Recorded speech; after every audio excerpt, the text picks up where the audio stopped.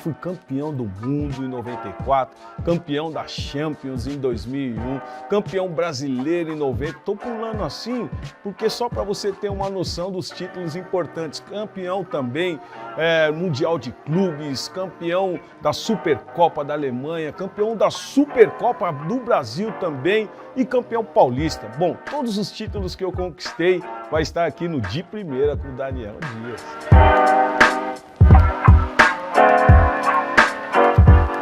Fala galera, que alegria estar aqui com vocês mais um episódio no De Primeira, comigo, Daniel Dias, com a iniciativa do Mackenzie, produção do MacPlay. E hoje é muito especial. Hoje estou aqui com um irmão, um amigo, Paulo Sérgio. Paulo, obrigado, cara. Muito obrigado. Uma alegria ter você aqui comigo. E agora invertendo um pouquinho, né? Eu que vou te entrevistar. Pô, muito legal poder estar com você, né? Nos conhecemos há anos. Verdade. E conhecemos os nossos familiares também. Fico muito feliz de poder estar aqui com você, né? E só você mesmo para me tirar de casa, irmão. Você tá com moral, você tá com moral, mas também você me deve uma também. Já fica registrado.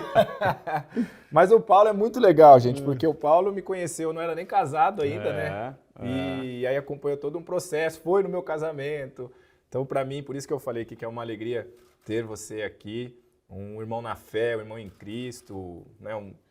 Um cara que é realmente referência para todos nós que fomos ou para quem é atleta, de uma conduta e postura mesmo. Então, quero deixar aqui meus parabéns e que você continue sendo essa referência. Eu que tenho que parabenizá-lo, né, pela sua carreira. Foi uma carreira assim vitoriosa, de conquistas. E o que mais me chama a atenção, sempre agradecendo a Deus, né, pelas conquistas. Nós que somos e crescemos na missão de Atletas de Cristo, o Jojó de Olivença sempre falava uma coisa, né? Deus ajuda, mas não trabalha. Deus ajuda, mas não surfa. Né? E a gente precisa fazer a nossa parte, né? E você fez a sua parte muito bem feita, com êxito, e eu fico muito feliz dessa nova fase que hoje você vive, né? Esse novo momento seu, e agora também como apresentador, tá? O negócio tá bom, hein? Estou aprendendo com o mestre, como diz. Que isso? Mas, Paulo, acho que é interessante aí contar um pouco a sua infância aí, como começou essa paixão. É claro que a gente fala de Brasil, né? O brasileiro tem muito essa paixão pelo futebol, né? E o Paulo jogou no Corinthians, né, mano? Aqui é Corinthians, né? Então... Vai Corinthians! Mas contar realmente esse começo, né? Porque o pessoal vê hoje, né, campeão e tudo, mas não é sempre assim, né, Paulo? Tem todo um processo e acho que principalmente essa molecada hoje precisa entender isso, né? Não, é verdade, né? Inclusive, eu tenho minha autobiografia, né? Transformado para Vencer. Esse é meu, né? E esse é seu. Aí. Ou você pode sortear também, né? Pra galera, né? Tá, legal, a dica aí, né? Fica a dica. Boa. Você pode sortear pra galera. E depois eu te dou outro. Ótimo. Depois eu te então, dou outro. Vamos para sorteio esse daí, hein? Nós vamos fazer um sorteio. E nessa autobiografia tem toda a minha história, né? Legal. Eu que comecei, nós estamos aqui no estúdio, no Mackenzie. Verdade. E eu nasci aqui na Santa Cecília. Eu nasci aqui e era meu sonho estudar aqui, né? Era meu sonho estudar aqui, mas não tinha dinheiro, né? Claro. Não tinha dinheiro. E aí estudei no Caetano de Campos, né? Que era até então na Praça da República. Sim. Depois que foi para Consolação. Estudei no Marina Sintra, aqui na região também. Então eu andei muito aqui na Vila Buarque, na pracinha, eu jogava aqui, próximo ao Sesc. Sempre joguei futebol ali era meu point, né? Era o point. E cresci, toda a minha família cresceu aqui no bairro de Santa Cecília. Digamos que é ali que começou, então. Foi ali, na rua, ali na Jesuíno Pascoal com a Jaguaribe, né? Foi ali que eu cresci, nasci na casa dos meus avós, né? E era uma casa grande, aí tava toda a família lá. Mas uma das coisas é que eu nunca quis ser jogador de futebol, né? Não era meu sonho ser jogador de futebol. Olha. E meu sonho era ser piloto de avião, cara. Porque na minha época, para você ir ao aeroporto, entrar numa aeronave, era tudo eletizado. Difícil, né? Verdade. Né? Era tudo eletizado, Verdade. Era para poucos, não era para todo mundo. E eu, quando eu vi aquele avião no céu, eu falei, puxa, queria entrar aí, ser piloto, né? Tinha aquele sonho de criança, mas eu gostava também de jogar futebol, brincava na rua quase todos os dias, fazia bagunça, tinha dia que a gente jogava na rua e tem aquela porta aquele portão lá que faz aquele barulho quando você chuta a bola. Aí os vizinhos pegavam estilingue com bolinha de gude, atiravam na gente, tiravam na gente pra sair da rua, né, cara? E quando começava a chuva de bolinha de gude, a gente se dispersava, né? E isso aí veio com que eu tivesse uma vez, eu estava na escolinha da aclimação. Mas nessa época, a gente tava conversando esses tempos aí, a gente falava, pô, nem fome a gente sentia, né? Porque ficava brincando na rua, né? Fazendo tudo isso. Era um tempo diferente, né? Sim, muito diferente, muito diferente. Quando não, e queria comer um doce, era pão com açúcar. Pão com açúcar e vamos que vamos. Não tem muita escolha ou muita opção, né? Mas eu estava jogando na aclimação, na escolinha da aclimação, e recebi um convite para treinar nas categorias de base do Corinthians, né? Nossa! E aí, cara, eu fui lá para fazer o teste, e eu lembro que até então não tinha... Você tinha uma posição que você já jogava? Ou... Eu gostava de ser atacante, eu gostava de fazer gol, né? Eu gostava de fazer gol, né? Então, aí eu comecei como atacante, mas nesse primeiro dia cheguei lá, não teve o teste. E olha que naquela época, eu descia no metrô Tatuapé e andava até o Parque São Jorge, porque eu não tinha condição, né? Para pegar o ônibus do Tatuapé para descer até a Celso Garcia. Aí era a volta, aí teve que fazer esse trajeto de novo, e nesse dia não teve treino, cara. Nesse dia não teve treino, eu não fui mais. Então aí, você foi esse dia? Não fui mais. Aí ficava na rua, aí outro dia eu tava jogando na várzea, no Corinthians do Bom Retiro. Aí lá tava o professor das categorias de base do Dente de Leite e do Infantil do Corinthians. Sim. Eu tinha 13 anos. E me chamou de novo. Nossa. Falei, cara, não. Aí fui, e aí teve o treino, passei. E aí dou início à trajetória como jogador. Você já passou de primeira, então? Passei de primeira. Que legal. E aí, com 13 anos, fazia esse percurso direto, né, cara? 13 anos fazia esse percurso direto. Quando não, ia até Anhangabaú a pé, pegava o São Miguel e descia na porta do Parque São Jorge. E aí, isso daí perdurou por 5 anos e treinando no terrão, né? Literalmente terrão, porque hoje o pessoal fala, hoje não é terrão, né? Hoje não, né? Hoje não é terrão, não tem nada de terrão lá. Mas era terrão mesmo? Era terrão mesmo. Nossa. A gente se trocava lá tinha uma casinha lá no fundo do Parque São Jorge. Quando você passar lá, onde você olha, lá no fundo, lá tinha um vestiário lá, a gente se trocava lá. E aí foram 5 anos, aí o sonho começa a mudar, né, cara? Eu sou de uma época que, pô, eu vi que Sócrates, eu ia perguntar, quem que você viu ali, né? lendas jogadas, pô, Jairo, Solito, Valdir Pérez, foram uma galera que eu vi jogar ali, impressionante, né, cara?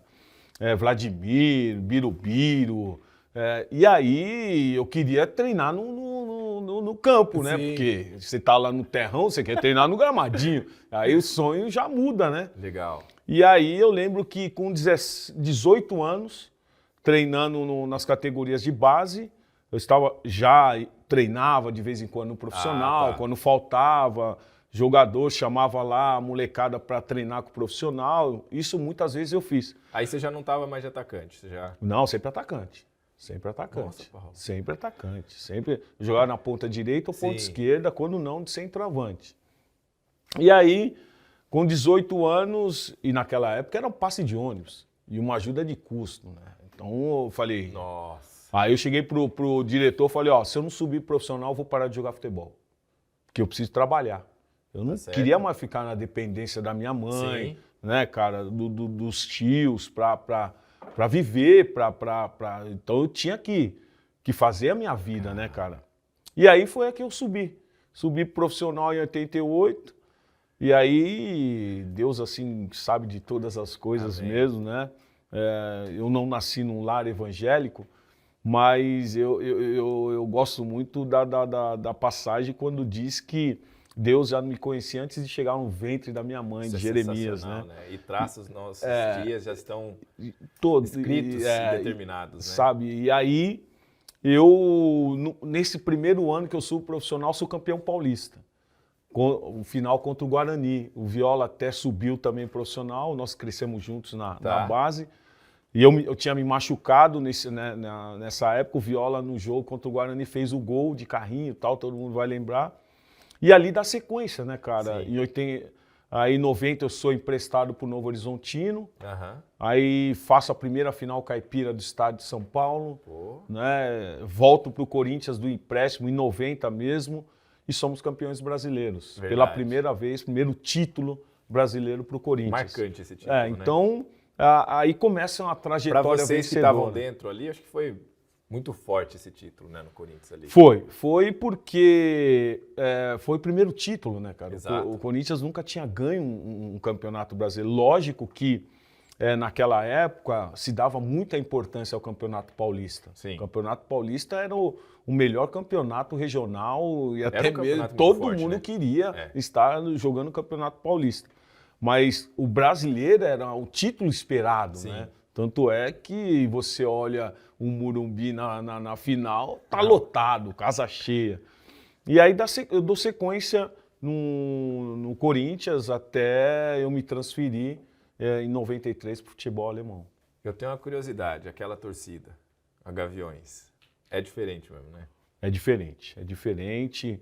Eu conquistei todos os títulos que eu conquistei na minha carreira porque eu aprendi já na base a ser um jogador vitorioso. Por quê? Porque já havia cobrança da torcida. Então, onde a gente ia jogar, onde a gente ia jogar, cara, já tinha o torcedor, vamos ganhar, hein?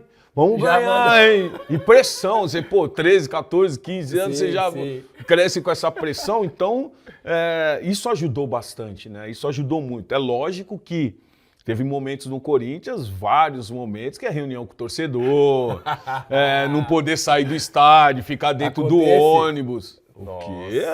Isso aí é inúmeras vezes.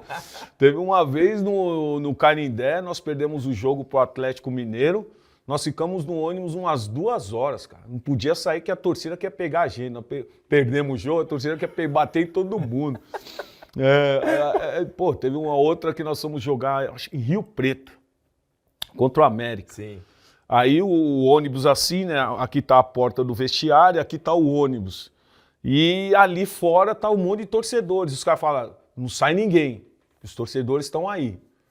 E aí, tal, papapá, aí o Neto, o Bugalu, eu vou sair, pá. Aí saiu. Daqui a pouco volto, né? Não jogo mais nesse time. Pô, os caras deram Sério? deram um pedala Robinho nele. Aí voltou pro vestiário.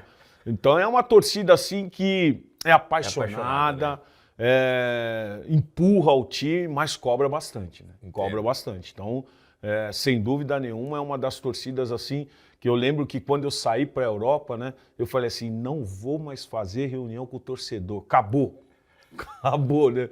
Só que depois lá na frente e na Roma tive que fazer reunião com o torcedor.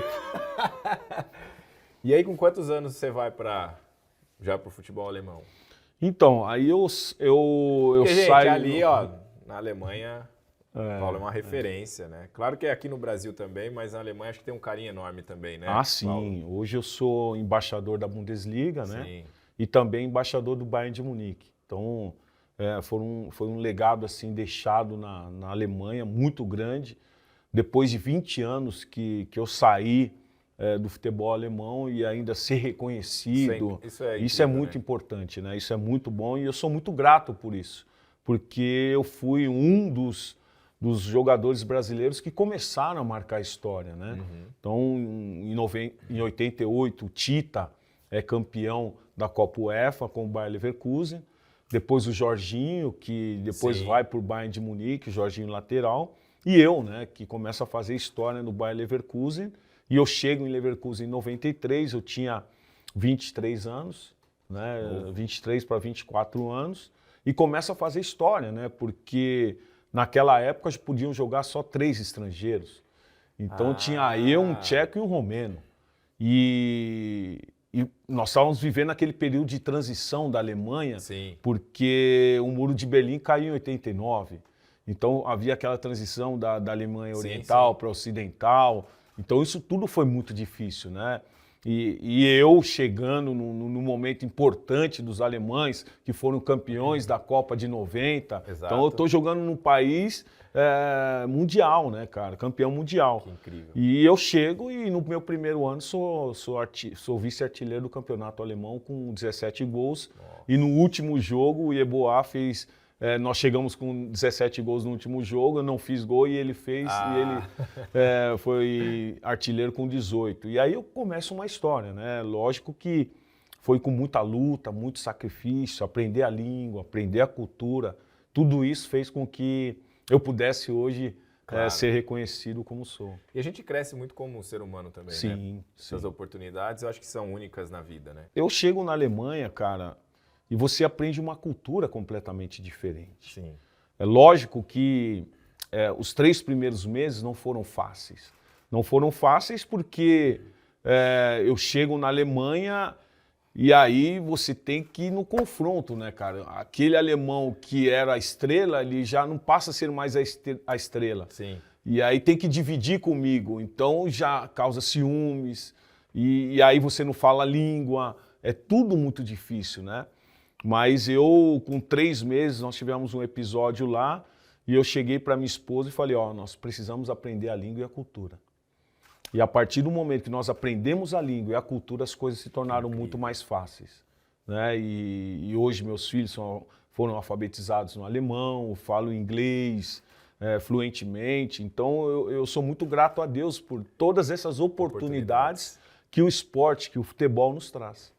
Eu acho que é isso que essa geração precisa entender, né? E abraçar essas oportunidades. Eu falo muito para a molecada que começa, seja qualquer esporte que você fizer, né? Aproveita as oportunidades, aprenda a cultura do país, né? Aprenda a língua.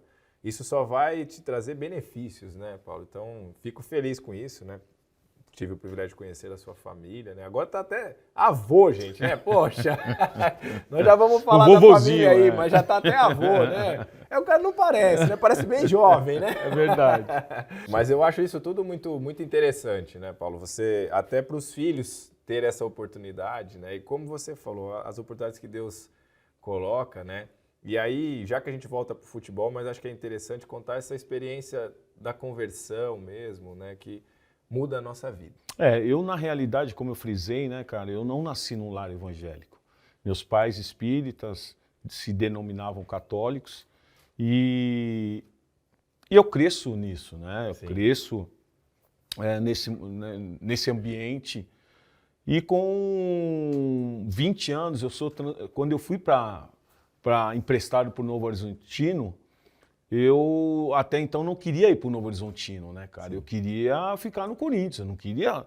Mas aí os caras chegaram e falaram, nós já te emprestamos, quem vai vir é o Fabinho, você vai para lá e não tem o que fazer. Você pode... Aí fui para lá e tal. E lá eu encontrei um cara chamado Odair Patriarca, lateral direito, jogou no Palmeiras, jogou na seleção, jogou no São Bento.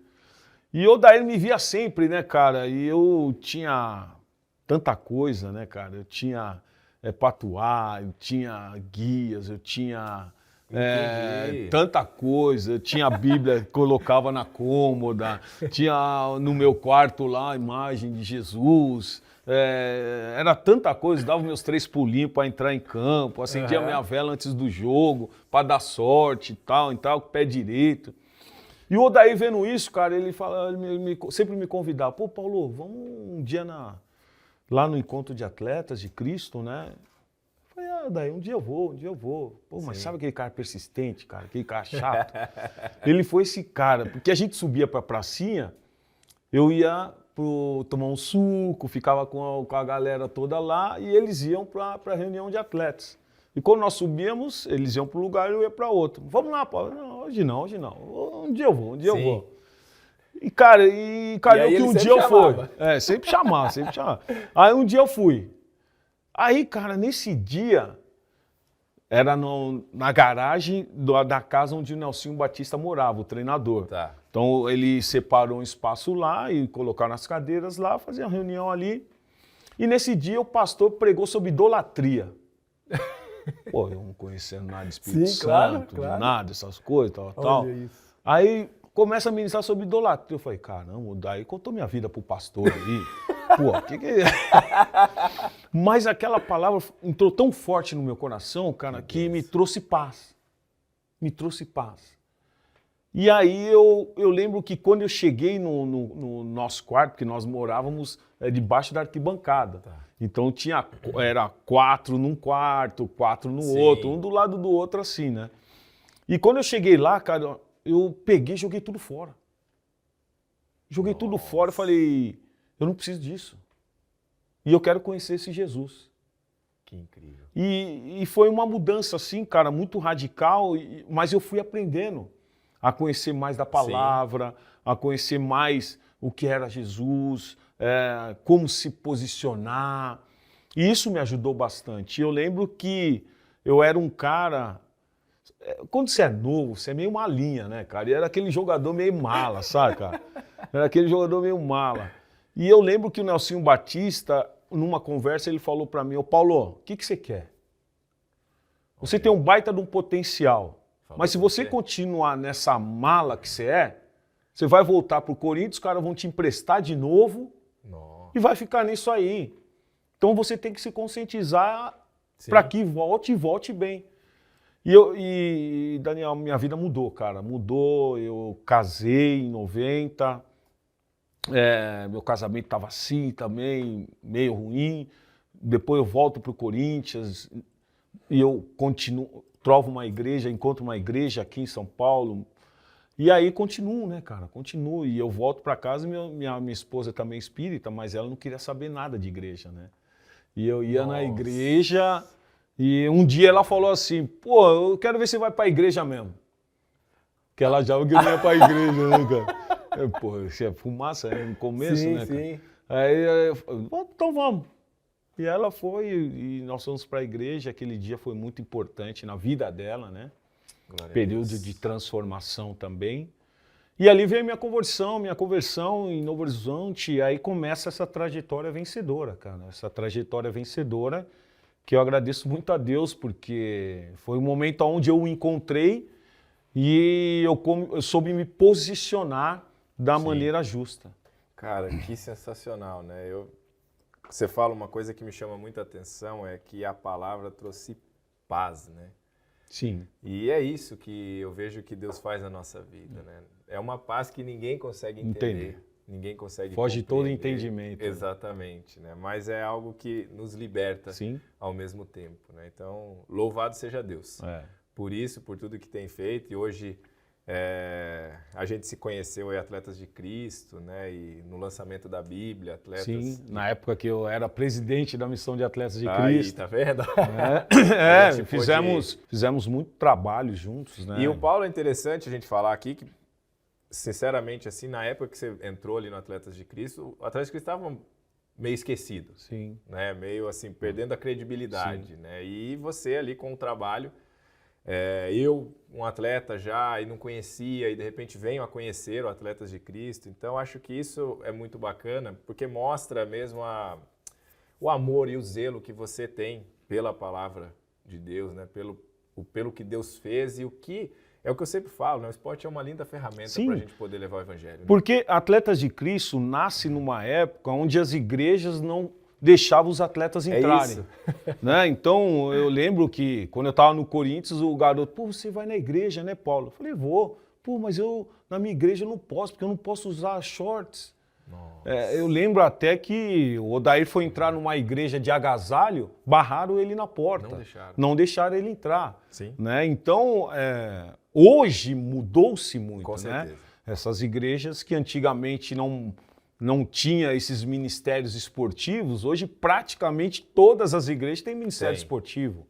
E aí Atletas de Cristo cai bastante no seu conceito, mas atleta de Cristo sempre foi uma missão, nunca foi uma igreja. Exato. E o mais importante é que esses atletas todos foram encaminhados. E eu lembro que na minha época nós fizemos muitas missões em outros países, onde hoje, Mianmar, por exemplo, nós temos uma escola construída por causa de um projeto de atletas de Cristo que foi lá para evangelizar, para levar a mensagem do Senhor. Uganda, Quênia, Madagascar, Burundi, Vietnã, África do Sul, Tudo Malásia. Hoje nós temos um projeto de escolinha de futebol em Melbourne, na Austrália. O Mineiro está lá hoje, está trabalhando lá, junto com o Lamartine. Então, a Atletas de Cristo, na minha época, levou, né, todo esse trabalho a todos os atletas. E não só visando o atleta de alta performance, né, visando também os atletas menos favorecidos, os seus familiares. Então, isso ajudou muito com que nós crescêssemos naquela época. Eu acho que é outra coisa que você fala dos familiares, né? Porque por muitas vezes a família ela não tem condições nenhuma, né? E eu acho que a missão Atletas de Cristo chega justamente nisso, né? Para dar o suporte para a família, né? Sim, porque não é só o atleta. É isso. Não é só o atleta. Hoje, se você não focar na família, esse atleta não vai render na sua alta performance. Ele não vai conseguir mostrar aquilo que ele foi chamado para fazer, né? E a família, sem dúvida nenhuma, é fundamental. Tanto é que quando eu fui para a Alemanha, a primeira coisa que nós falamos, aonde vai um, vai todo mundo. E na primeira viagem foi eu, minha esposa, meus filhos, o Felipe, a Caroline o Felipe tinha 1 ano, a Caroline tinha meses. E foi todo mundo para lá. E minha esposa ficou no hotel mais de 1 mês, porque não encontrava casa, com intérprete e tal. Então é muito difícil, mas pelo menos nós estávamos juntos. Eu falo que a família é a nossa melhor escola, né? E ao mesmo tempo, num dia muito difícil, você vai voltar ali e vai ter esse apoio familiar, né? E acho que para os filhos te acompanhar, eu vejo porque eu acompanho eles aí e vi a alegria deles que recentemente vocês foram para passar uma temporada fora juntos na Europa.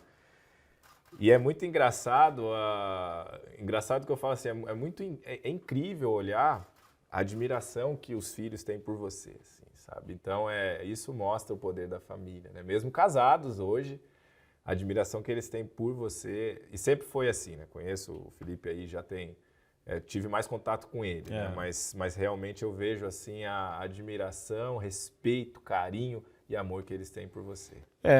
Porque eu sempre fui uma pessoa que você tem que ser em casa uma pessoa que tem que influenciar, né, cara? E infelizmente eu não cresci com os meus pais juntos, né? Meus pais se separaram na minha infância e eu não queria deixar esse legado para minha família. Sabe? Então, essa unidade da família, você ter o pai e a mãe presente, isso é muito importante, né? Eu perdi um irmão para as drogas. Por quê? Porque a base, né? Então, a família é a base de tudo. Logicamente que, mesmo eu não nascendo numa família estruturada, eu tive a mão de Deus que estava me guardando, mesmo eu não o conhecendo como deveria conhecê-lo. Guiando e protegendo, né? Sim. E aí os títulos na Alemanha começam a acontecer, Paulo. Quando você chega lá, já contou aí, né? Quase artilheiro. E aí acho que as coisas começam a fluir para vocês ali, né? Então, cara, eu chego na Alemanha, chego no Bayer Leverkusen, e na ocasião o Bayer Leverkusen lutava sempre para se classificar para a Copa UEFA. E um dia fizeram uma entrevista comigo e perguntaram assim, e aí, Paulo, qual o seu sonho, qual o seu objetivo aqui? Eu falei, eu quero ser campeão da Champions League. Você falou? Os dirigentes, os caras que estavam lá tudo da empresa deram risada, né? Deram risada, pô, Champions League, tá se classificando para a Copa UEFA, tá bom, pô. Eu falei, não, eu quero ser campeão da Champions. Alguns deram risada. E foram 4 anos de Bayer Leverkusen e no meu último ano eu fui artilheiro do time novamente e levei o time a ser pela primeira vez vice-campeão alemão. E aí participaram da Champions League. né? Que aí depois chega o Zé Roberto, chega o Paulo Rink, chega o Lúcio. Entendi. Depois, aí que chega essa galera e jogam a Champions, né? E chegam quase à final, que quase vencem contra o Real Madrid, que se perderam ali, né? Numa infelicidade. Então, cara... Você fez parte dessa construção. Então eu fiz parte dessa construção, de levar o time a buscar o ápice da sua forma. Foi aquilo que eu falei lá atrás, quando você tem uma torcida do Corinthians te pressionando, te exigindo para que você vença sempre, eu chego na Alemanha com essa mentalidade. E o meu sonho era sempre jogar no futebol italiano. Por quê? Porque eu via Zico, eu via Júnior, eu via um monte de cara, Falcão, todos esses caras jogando de alto nível no futebol italiano. E naquela época o futebol italiano era o ápice, né, cara? E aí, depois de 4 anos, surge uma proposta para eu ir para Roma e vou para Roma. Né? Acerto com a Roma, mesmo que o Bayer Leverkusen queria que eu ficasse, eu me transfiro para Roma. E ali foram 2 anos assim maravilhosos também. Eu chego ali, chega eu e o Cafu. É um país gostoso também, né? Muito bom, muito bom. Quando eu cheguei na Itália, eu falei, não, vamos sair mais daqui. Não vamos sair mais daqui. Minha esposa falou, não quero mais sair daqui. Temperatura boa, praia em Roma e tal. Vamos ficar por aqui. E quando nós chegamos na Itália, a nossa primeira aparição vem um episódio, né? Onde no muro da Trigória estava escrito fora Cafu, fora Paulo Sérgio, La Roma é solo di bianco, né? Fora Cafu, fora Paulo Sérgio, a Roma é só de branco. E aí a gente toma um susto, né? Tava aí o Cafu junto, chegando, e aí à noite os torcedores, reunião. E você pensar, eu não vou passar mais por isso. Não vou passar mais, aí à noite, reunião, eu falei, caramba, aqui também? Reunião. Aí os torcedores da Roma falando, ó, não foram nós, foram os torcedores da Lazio para intimidar, mas vocês têm as portas abertas aqui, vocês vão ter o calor dessa torcida, vocês vão saber quem nós somos. E para mim foi assim 2 anos maravilhosos que eu fiquei ali. O meu primeiro ano, eu fiz contrato por 2 anos, meu primeiro ano, sendo artilheiro do time com o Totti, eu já renovei o contrato por mais 2 anos. Né? Renovei o contrato por mais 2 anos. E aí, no meu segundo ano, também fiz um campeonato brilhante, 12 gols também na Série A, difícil para fazer. E aí vem o Bayern de Munique, né? O Uli Hoeneß e Beckenbauer. Então foi nessa... Aí vem até mim e fala, pô, Paulo, queremos te levar para lá porque nós estamos formando um time para ganhar a Champions. E eles tinham perco a Champions em 99 nos últimos minutos, né? Contra o Manchester United, nos últimos minutos. Perderam. Aí eu falei, pô, é minha chance. Entendi. Formando um time para ganhar a Champions, aí é aquela história lá atrás que eu falei. Você falou. Que eu vou ser campeão da Champions. E aí me transfiro para o Bayern de Munique. E aí tem um episódio legal, cara, porque eu lembro que o Bayern de Munique veio e o que eu aprendi na Alemanha é que a sua palavra vale mais do que uma assinatura. E quando o Beckenbauer e o Rummenigge vieram na minha casa em Roma, para fazer a proposta para ir, eu acertei o contrato com eles dando a mão. Dei a mão para eles. Tá bom, tá certo, tá certo. Não, beleza, tal. Eles iam voltar depois de alguns dias. 10 dias depois, vem o Borussia Dortmund, oferecendo 2 vezes mais que o Bayern de Munique estava me oferecendo. Nossa! Ou seja, eu já estava ganhando mais que está ganhando na Roma. Claro. Aí 2 vezes... É lógico que as quantias não são essas de hoje, né? Não, sim. Outra época. Eu sou da época do Demarco, da Lira, né? Futebol então era outro, outra né? coisa. Pensar, Não tinha, nem existia o euro ainda, né? Aí eu falei assim, não vou não. Eu já acertei com o Bayern de Munique, eu dei a minha palavra e vou para lá. E aí são esses princípios evangélicos, esses princípios bíblicos também. Não é só a cultura alemã que me levou a tomar essa decisão, mas ter uma palavra só, né, cara? E Deus também tinha nos dado uma direção para nós irmos para Munique. Entendo. E foi ali em Munique que começa essa trajetória vencedora, né? No meu primeiro ano sou campeão da Alemanha, sou campeão da Copa da Alemanha, sou campeão da Supercopa. E aí, no segundo ano, vem a Champions, né, cara? Aí, final, pô, sonho, Puxa, San deve Siro, ser- né? Aquele momento Aquela único. música lá arrepia, não arrepia? Pô, arrepia, arrepia. E aí, aquela final foi algo assim marcante na minha vida. E aí eu lembro que para os jogadores também era algo assim fundamental. E eu lembro que nós somos campeões em cima do Valência, festa total em Munique e tal, pá, pá, pá. E depois tem o Mundial de Clubes, né? Sim. No Japão. E fizemos a final contra o Boca, de Riquelme e tal. E, pô, Boca fortíssimo naquela época. Belo time. E eu, pressão nos jogadores da Alemanha. Ó, nós Boa. temos que ganhar, nós temos que ganhar, temos que ganhar. É isso aí. É importante para nós Brasil e ganharmos. Argentina ali, pô. Nós temos que ganhar. Aí tal. Legal. O Bianchi, que era o treinador na época, foi ele que ele estava na Roma e ele tinha me contratado para ir para Roma, né? E ali foi um jogão e tal, ganhamos de 1-0. E quando nós chegamos na Alemanha, no primeiro jogo, os torcedores começam a cantar Wir sind die Nummer 1 der Welt, Wir sind die Nummer 1 der Welt. Aí os jogadores alemães começaram a entender. E aí eles começaram a cantar assim, nós somos o número 1 do mundo. Nós somos o número 1 do mundo. Então, a importância que foi ter ganho aquele Mundial de Clubes. E aí foram todos os títulos que eu pude almejar, né, conquistando ali. Mas, sem dúvida nenhuma, o maior deles você sabe qual que é, né? E aí, com toda essa carreira vitoriosa demais, tem a Brasil aí, né, cara? Tem a amarelinha, né? Tem, acho que... Porque eu falo assim, por mais não fiz futebol, nada, é um esporte individual, mas o nosso sonho é representar o Brasil numa Olimpíada, né? Então, eu acho que do jogador é isso também, né, Paulo? Vestir a camiseta da seleção brasileira, né? Sem dúvida nenhuma. Esse era meu sonho.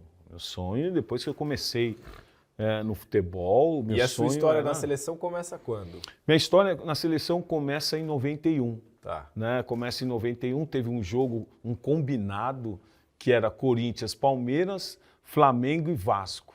Agora, você imagine, né? Naquela época, os jogadores usavam a camisa dos outros times, né? Imagina o corintiano usar a camisa do Palmeiras, no uniforme do Palmeiras no segundo tempo. Sim. Então havia o combinado. Então teve esse combinado, teve esse jogo no Maracanã e o treinador era o Parreira. Tá. E nesse combinado eu arrebentei, cara. Arrebentei, pá, pá, pá, pá, pá. E aí o Parreira, seleção brasileira. E aí ele passa a me convidar, a convocar para a seleção brasileira. E aí eu sou a peça quase que número 1 nas convocações do Parreira. Isso aí foi muito bom. E aí, lógico que em 93 surge a oportunidade de ir para o futebol alemão. Eu conversei com o Parreira, eu falei, ó, professor, eles só vão me contratar se eu não for convocado para a seleção. Porque eles queriam que eu jogasse os jogos da Bundesliga e da Copa UEFA, todos os jogos. E aí eu conversei com o Parreira, tal, ele aceitou de boa.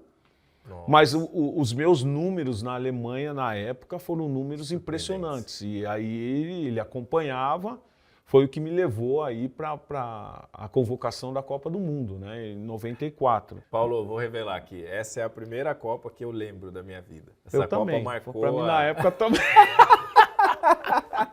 Não, porque ela marcou muito e puxando agora, essa Copa do Mundo que está acontecendo agora é marcante para mim porque é a primeira que meus filhos passam a entender também, né? Porque eu tinha 6 anos. E aí eu lembro dos jogos, eu lembro da sequência. E, cara, então assim, obrigado pelo que vocês fizeram lá por nós. Porque a minha geração também não tinha visto o Brasil ganhar a Copa do Mundo. Eu nasci em 69. Nossa, em 70 eu não vi nada. Era um bebê ainda, né, cara? Então eu fui crescendo sem ver o Brasil ser campeão do mundo, sem ver o Brasil, sabe, chegar a uma final. Porque o Brasil, até nesse período de 70 a 94, não chegou em final. Chegou, né? Não chegou em finais. É verdade.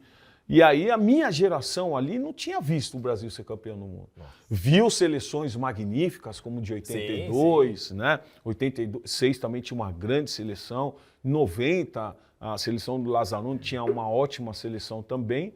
E 94 foi a seleção que foi muito desacreditada. Verdade. Havia muitas críticas, né? Porque a maioria desses jogadores que estavam em 94 estavam em 90, mas com o fator fundamental que foi a experiência de 90 que fez com que nós fôssemos campeões em 94.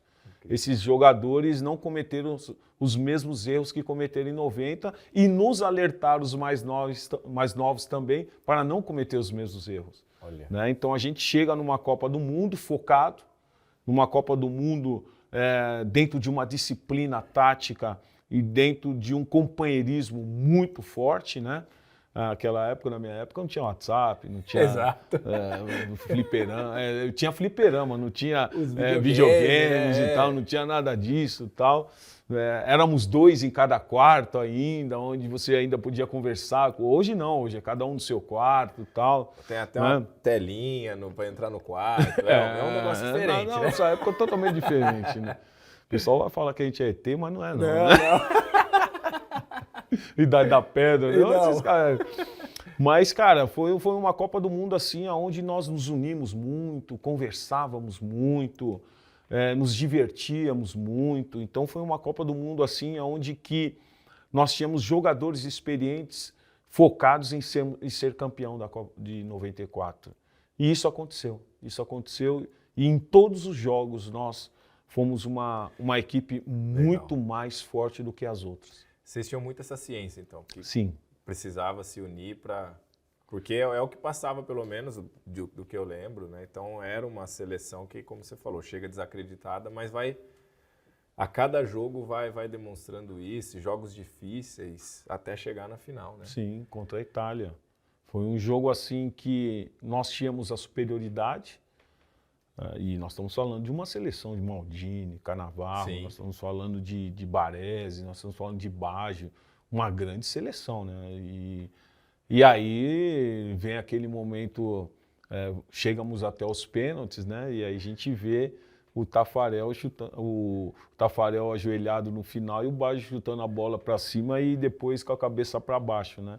Mas tem um fato assim muito legal, porque naquela Copa do Mundo, nós tínhamos as reuniões de atletas de Cristo, Alex Dias Ribeiro sempre estava com a gente lá, como aquele capelão, né?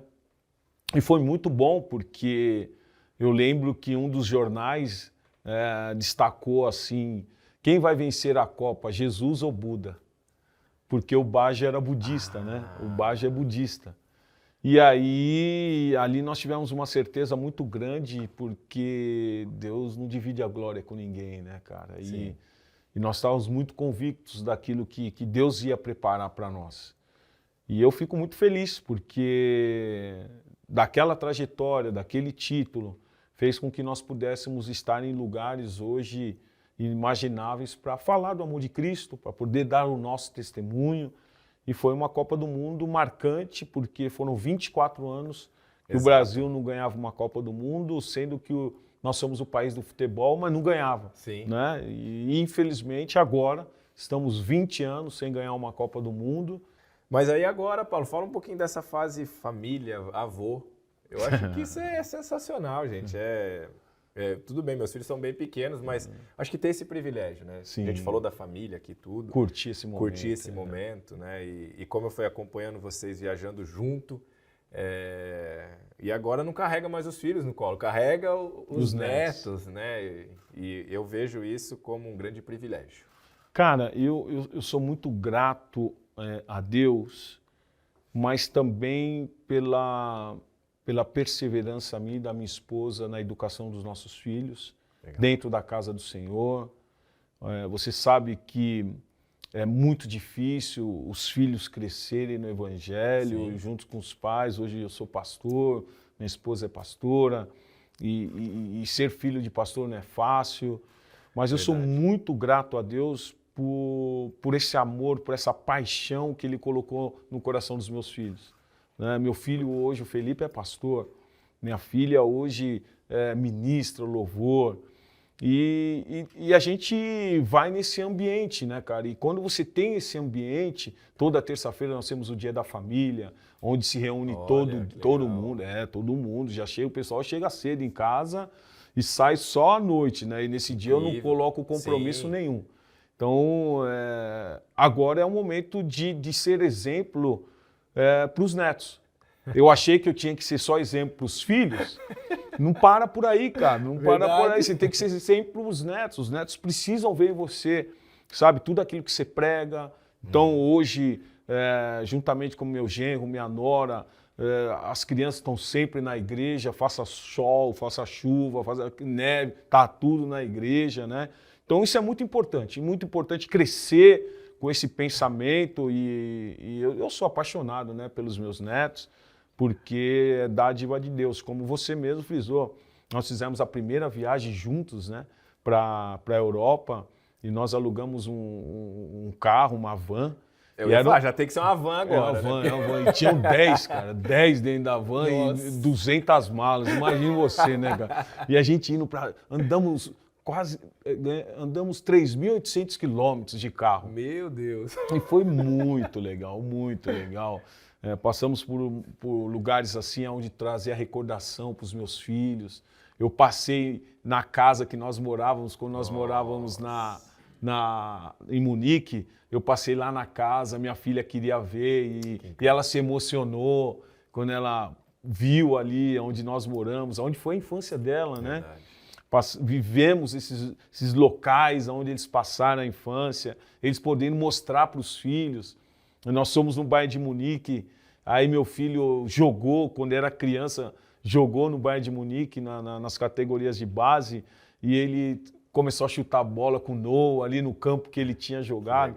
Então isso tudo não tem preço, né, cara? Isso tudo não tem preço e sem dúvida nenhuma foi uma viagem assim muito legal, muito gostosa. E é assim que a gente vai levando a vida, né? É lógico que muda completamente, né? Sim. Aquilo que era só eu, minha esposa, os nossos dois filhos. Hoje já não, né?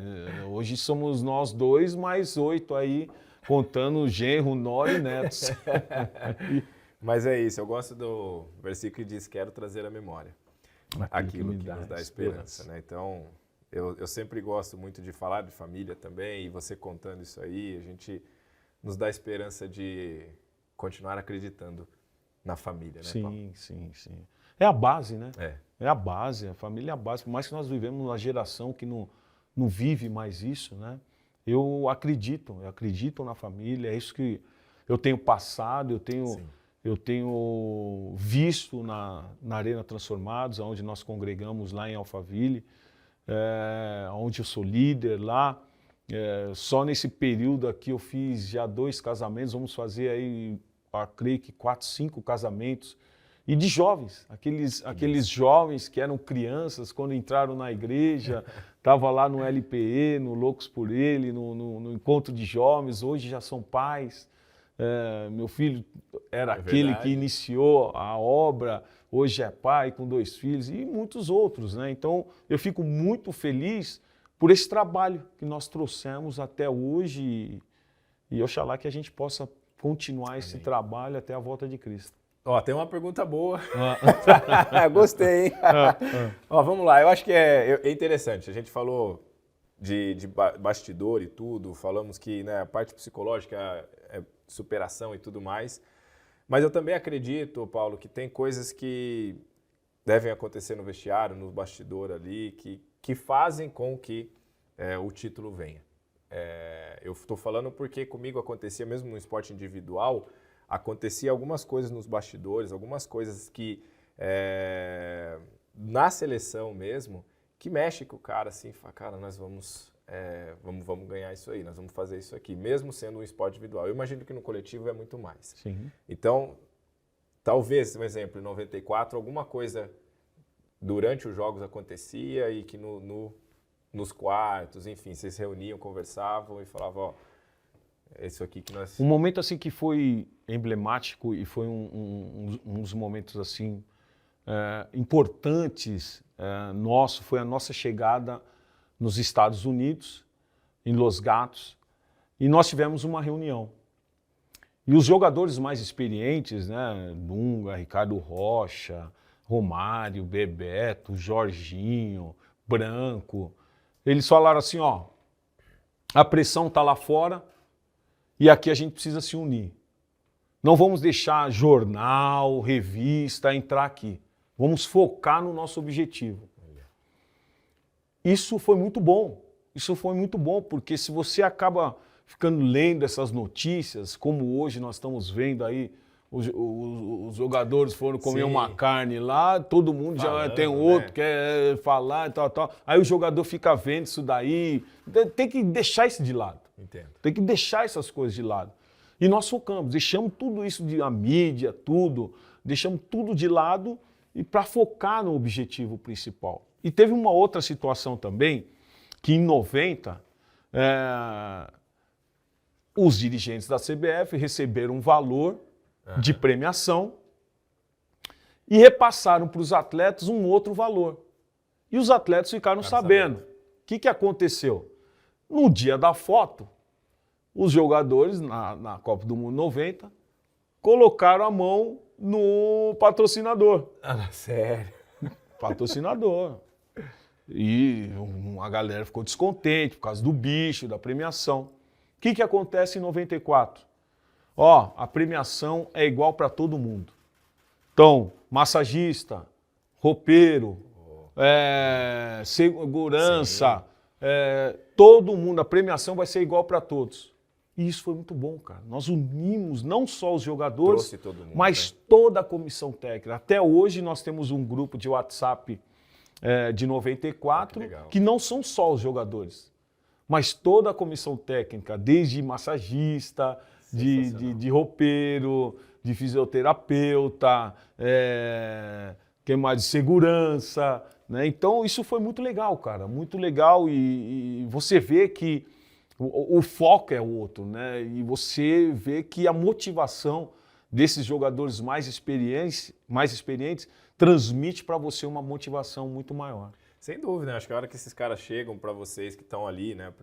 Primeira Copa, né? Então, e ali tinha eu, Cafu, Viola, Ronaldinho Fenômeno, era tudo os marinheiros, Ronaldão, Zete, tava tudo ali os marinheiros da minha viagem, né, filho? E aí, mas eu acho que também ouvir isso aí, ter o apoio dessa geração que já estava lá, né? Focar realmente privilégio poder fazer parte de um grupo como esse. Sim. Paulo, mas né, a gente falou de Copa e tudo e, cara, o que aconteceu com a nossa seleção, né? Não faltou alguma coisa? Ou é coisa... Eu acho que também esse esporte é isso também, né? Eu como atleta aqui falando, esporte é isso e tem coisas que no dia não sai, não é? Sem dúvida nenhuma. Eu penso dessa forma também. É lógico que nós estávamos torcendo, nós estávamos nos preparando para comemorar o Hexa, mas o esporte dá essas freadas, né?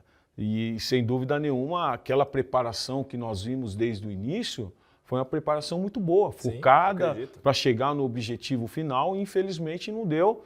Isso faz parte do esporte em si, no esporte geral. E que eles possam aprender, né? Possam sem aprender dúvida nenhuma. Isso. E vamos para mais 24 anos. Verdade, hein? Aí, ó, vai! E agora, Paulo, ó, a gente tem um quadro aqui. Eu pedi para você me mandar umas fotinhas. E é um quadro que o nome do programa já é De Primeira. E esse quadro é isso, De Primeira. Nós vamos mostrar a foto e você vai dar de primeira aqui e falar o que é essa foto aí. Olha aí, ó. Não, calma aí, que eu tenho que falar, pô. Eu tenho uma camisa dessa aí, cara. Quando criança, tem uma foto com essa camisa aí. Esse jogo aí, cara, fica marcado na minha história, né? Um jogo Corinthians contra o Boca no Morumbi. Nossa! E Libertadores, e nós perdemos lá na Bombonera. Sim. E no Morumbi nós empatamos o jogo com um gol meu e uma falha do Guinei. E foi um jogo assim que massacraram o Guinei, né, depois desse jogo. Mas foi um jogo para mim muito importante porque eu pude ali fazer o gol e poder ver 100 mil torcedores no Morumbi, né, cara? Hoje 100 em dia, mil? Hoje 100 mil, hoje você nem vê mais. Não vê, né? Hoje não vê mais, verdade. Aí, ó, aí. E essa daí? Essa daí é a orelhuda. Essa daí. Essa daí é a orelhuda, que é o sonho de todos. Fala, a hora que você são levanta poucos, ali. Ah, você não viu na foto? Tá até chorando. Tá, eu vi também, na hora que você... Porque é emoção, né, cara? Sim. Porque você faz uma retrospectiva para chegar ali. Né? E quando eu falei, muitos deram risada. Essa foto, muitos não sabem, mas eu fui um jogador que sempre rompi muitos paradigmas. Primeiro título brasileiro para o Corinthians. Verdade. Depois de 24 anos, nós somos campeões do mundo. Copa. Essa foto aí, o Bayern de Munique não ganhava uma Champions fazia 25 anos. Nossa. 25 anos. Porque essa geração aqui vê o Bayern de Munique ganhar sempre, tá sempre em finais, tal. Não, essa foto aí é o retrato de 25 anos de espera. Que isso. Né? E conquista um título, né, importantíssimo aí para nós que somos apaixonados pelo esporte. Foi incrível. Não, você mandou sua foto boa também, né, pô? Essa daí é o cumprimento é a cereja do bolo na carreira do atleta. Essa taça, né? Ela é demais, né? É demais. É 6 quilos, né? O ouro maciço. Você sabe que hoje nós temos aí 94 campeões do mundo, sendo que 68 estão vivos. Então, eu deixo um legado numa população de mais de 200 milhões de habitantes. São poucos aqueles que são campeões do mundo, né? Então, é a cerejinha do bolo para qualquer um, para todo atleta de alta performance que quer a conquista máxima. E eu creio que é isso que está faltando para o Neymar. Paulo, ó, sensacional. Por favor, pessoal, me ajuda aí que vocês têm mão, hein? Foi uma alegria enorme ter você aqui. Obrigado. Realmente de histórias que eu não sabia ainda e de outras, e claro, que a gente ouve falar, mas ver Deus na sua vida. Eu acho que esse é uma das coisas principais de tudo que você conquistou, de todos esses títulos. Jamais abandonou a fé, né? Jamais esqueceu disso aí e, de fato, quem o fez mais que vencedor, né? Então, é um privilégio para mim ter você. Só tenho que te agradecer e se quiser deixar um recado para alguém ou para também essa geração que está vindo aí, né? Bom, é lógico que nós vivemos um mundo completamente diferente daquilo que nós vivemos hoje, né? Mas uma das coisas fundamentais na minha vida e serviu de lição foi um salmo que eu gosto muito, o Salmo 37:5, confia no Senhor, entrega o teu caminho ao Senhor, confia nele, o mais ele fará. Esse salmo é um salmo que marca a minha vida. E a partir do momento que eu entreguei a minha vida a ele, eu confiei tudo nas mãos dele, o retorno veio, né? Então hoje nós estamos aqui, sentados, comentando de Copa do Mundo, desses momentos maravilhosos, mas sem dúvida nenhuma, se eu não tivesse o encontrado, eu não sei o que seria, se eu estaria aqui hoje. Sim. Mas sem dúvida nenhuma que você, jovem aí, possa buscar o melhor na sua vida. Eu sei que nós vivemos tempos assim difíceis, mas não impossíveis para Deus. Viva o melhor. Amém. Glória a Deus. E é isso, galera. Foi muito bom estar com vocês mais esse episódio. E aí vai ficar o pedido aqui, né? Se inscreva aí, compartilhe com toda a família, ative o sino, faça o que você precisar para nos acompanhar.